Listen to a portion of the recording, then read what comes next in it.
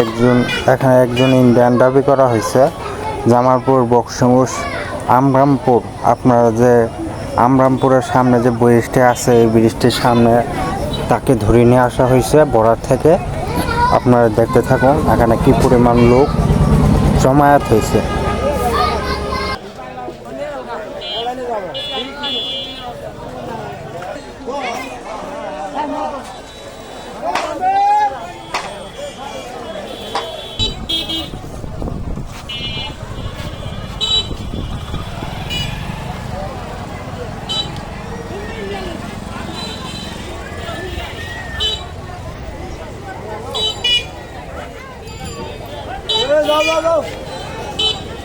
মানুষ আর কত ভিড়